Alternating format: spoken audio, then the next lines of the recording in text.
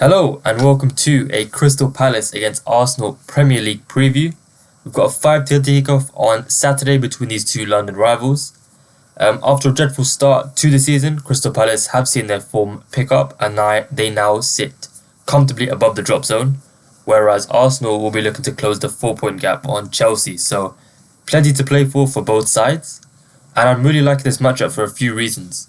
Not least because these two sides obviously met midweek, but also because we saw Crystal Palace against Man City recently at Selhurst Park. So we've got two relevant fixtures that happened quite recently to extrapolate this game and help with our decision making. Mikel Arteta did opt for some rotation midweek, as was potentially expected, but Oliver Glasner went pretty much full strength. And if we look into the stats from that game, the numbers that really scream out is the tackle count. So Crystal Palace made 30 tackles, which is very, very notable number in addition to 12 fouls. They were heavily involved in duels, obviously against a weakened Arsenal side. When they return home, I would expect that sort of trend to persist. I would expect them to be quite aggressive in their approach, and therefore the focus for me in this one again is for tackles. The tackle line on Bet365 is set at 20.5, so already at the higher end. The market seems to agree with that sort of interpretation, and it has adjusted to the fact that there should be a lot of tackles for Palace to make. And because of that, I'm actually going to focus on a few players instead, where I think the market has been a bit slower to react, and that's where the value lies. So I'm going to start off with Will Hughes.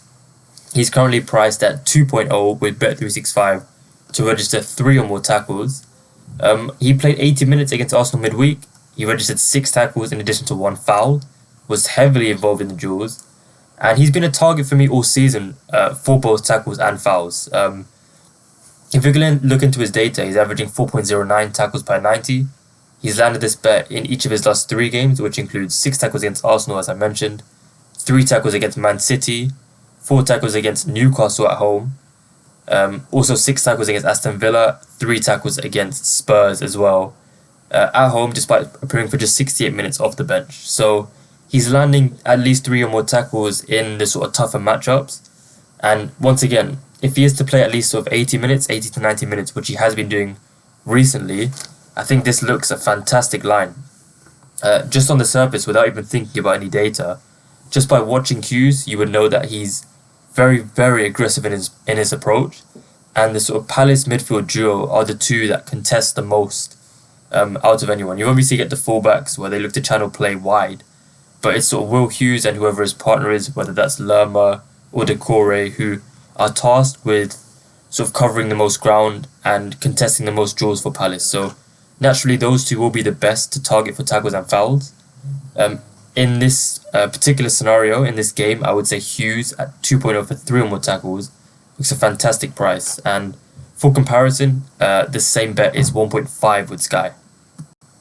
Second player to cover, I'm going to mention briefly Tyrick Mitchell. He's a player who I found to be a bit inconsistent on the tackle fronts this season, but he did make 4 out of 6 tackles midweek, and that was against Sterling. If he is to be up against Saka in the league, I think that's a much better matchup for him. I think Saka will see a lot more of the ball than Sterling, and therefore I like his prospects. If we look into how Tyrick Mitchell has typically performed against Saka, last season, Saka was his direct matchup in both league games. Tyrick Mitchell had 4 tackles at the Emirates in a 5-0 loss, and he had 3 tackles at Selhurst Park, so cleared this line in both. Top price are Sky for this one actually. They are 1.73 for Mitchell to register 3 or more tackles. For context, Bet365 are at 1.53 for the same bet. So I think there's good value to be had there. And I think there's plenty of ways with Sky that you can boost that price upwards, so not too much of an issue there. In terms of how Mitchell performed against Man City not too long ago, he made 5 tackles against Savio on the flank. So I think he should see plenty of action against Saka.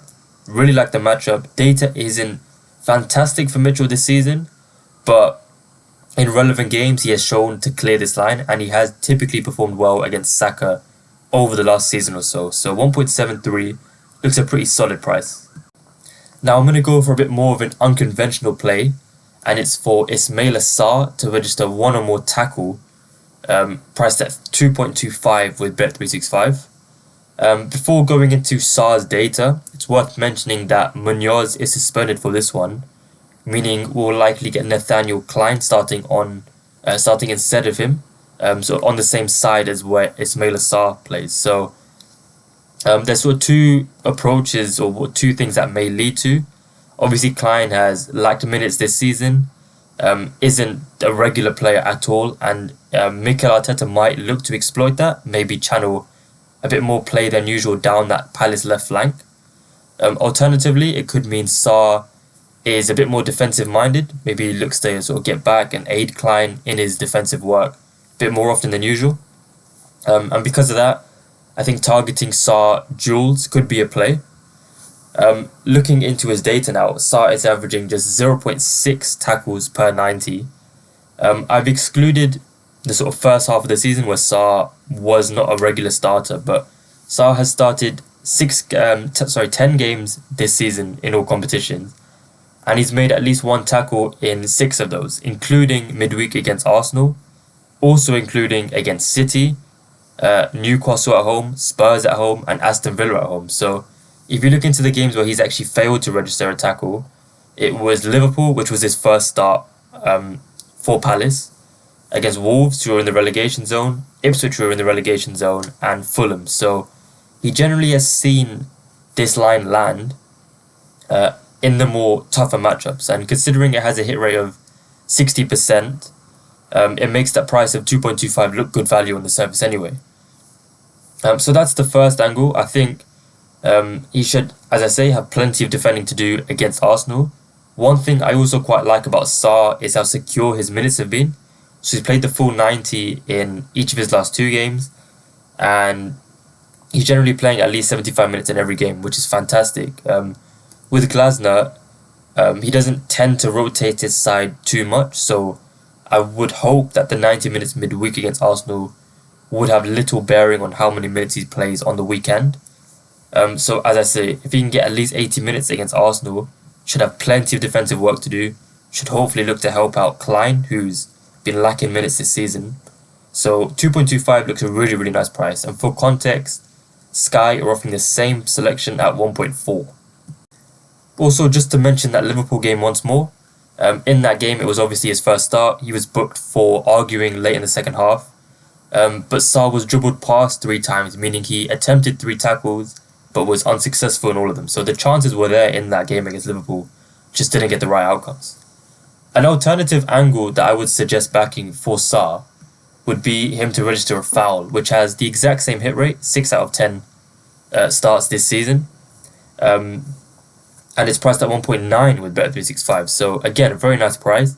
And Paddy Power and Sky are actually both at 1.33 for this same selection to sort of highlight the value on offer there. So hit rate of 60% again, looks decent. Notably though, it landed against Arsenal midweek, it landed also against City, and it's landed in each of the last 4 games for Sarr. So again, if he is to sort of see an uptick in defensive involvement against Arsenal, really like this foul price. You can actually double 1 tackle and 1 foul, which isn't really asking for too much from Sarr, and that comes out at 4.2. So for a price over 3-1, I think that looks a fantastic play. And that's before even really considering who he'll be up against in this game. So Tierney started midweek at left back, but was taken off with a cramp, I believe. Very much doubt he starts on the weekend. So we could see Miles Lewis-Skelly start again at left back. Looking into his fouls drawn data, he was fouled once against Palace late on, despite only appearing for a 20-minute cameo.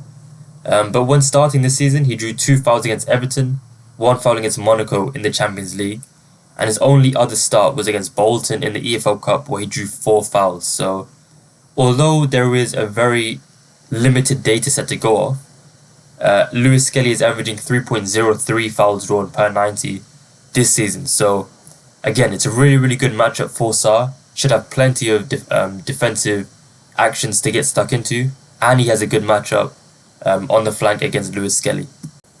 Although goals were obviously on the agenda midweek at the Emirates, I think it's worth taking into account that Arsenal did opt for a slightly rotated side, whereas Palace went full strength. I would expect the Gunners to be a bit more secure on the road, a bit more sort of resolute in their defensive approach, and therefore I'm a bit wary of delving into the shot markets. I think Palace duels here is where the value lies. So just to quickly recap all the angles we've gone over in this video. First one we covered was Hughes to make 3 or more tackles at 2.0 with 365. Tyrick Mitchell to make 3 or more tackles at 1.73 with Sky. Saar to make 1 tackle at 2.25 with 365. And Saar to make 1 or more foul at 1.9 with Bet365. Those are the bets I'm really liking so far. And that will be all the angles I cover for this video. Thank you for supporting. If you have any of your own bets that you think hold good value, please feel free to leave them in the comments and I'll get back to you on my opinions. But best of luck for any bets you go with, and I will see you all next week for more midweek Premier League action.